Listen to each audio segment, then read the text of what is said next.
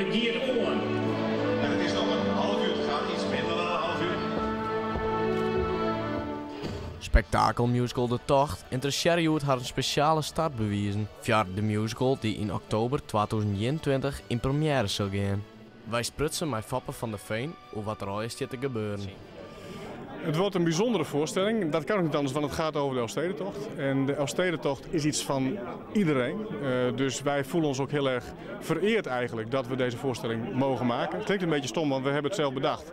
Maar toch voelt het als schatplichtig aan de tocht. Daarom maken we hem ook niet helemaal alleen achter gesloten deuren. We zijn bezig met de Maak het Mee campagne waarin we mensen uitnodigen om met ons mee te ontwikkelen. En deze voorstelling die wordt eigenlijk larger than life. Want de Elfstedentocht, we zeiden het in de presentatie, het is naar de maan en weer terug.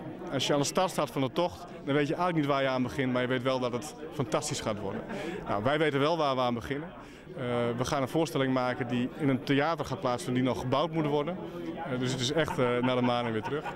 En wat we daar gaan brengen is een verhaal die zich afspeelt in de Elfstedentocht. Maar het gaat eigenlijk niet over de winnaars. Het gaat niet over de race. Het gaat namelijk over datgene wat je voelt als je bij de tocht aanwezig bent. Iets wat je ook niet van beeld kunt halen. Je moet erbij zijn. Dat is een gevoel van samen, van verbroedering. En dat gevoel willen wij in een theatervoorstelling terug laten komen. Ja, en dat gaat heel bijzonder worden. Wat is het belangrijkste doel van de tocht?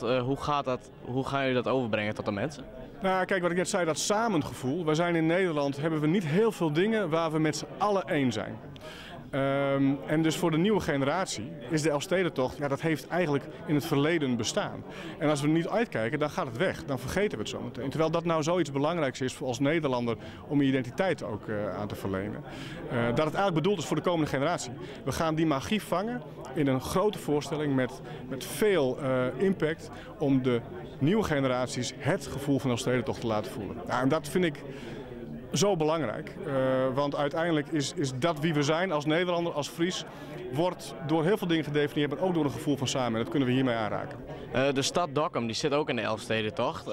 Hebben jullie ook al een gevoel erbij hoe dat uitgebeeld gaat worden? Hoe specifiek Dokkum uitgebeeld gaat worden? Nou, het mooie is, vorig jaar hebben we een actie gedaan waarbij mensen die de Elfstedentocht geschaatst hadden, herinneringen of verhalen mochten insturen over de Elfstedentocht. We hebben hier in deze zaal ook een sessie gedaan met 200 Elfstedenrijders. Daar zaten heel veel Dokkummers bij. Die hebben ook allemaal gesproken.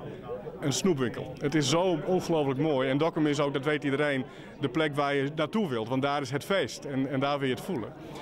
Dus Dokkum zal een plek krijgen in de voorstelling. Wat dat precies gaat worden, ja, dat willen we ook met elkaar gaan uitzoeken. De verhaallijnen staan, het script is er. Maar de details willen we in gaan vullen met de mensen die er geweest zijn en die het gevoeld hebben. En ja, Dokkum is, kijk je naar uit. We vertellen een verhaal over vriendschap. We vertellen niet het verhaal over de dikte van het ijs of over het winnen van de Elfstedentocht. En die vrienden, die dus de tocht gaan schaatsen, die zullen op een gegeven moment ook bij Dokkum komen. Maar we zitten nu in een fase dat we de exacte spanningsboog die daarin zit nog aan het schrijven zijn. Maar het keerpunt en Bethlehem en alles wat ermee te maken heeft, ja, dat is natuurlijk een onmiskenbaar onderdeel van dat verhaal. Dus ik kan nu nog niet vertellen welke scène daar gaat plaatsvinden, maar neem van mij aan dat het een plek krijgt.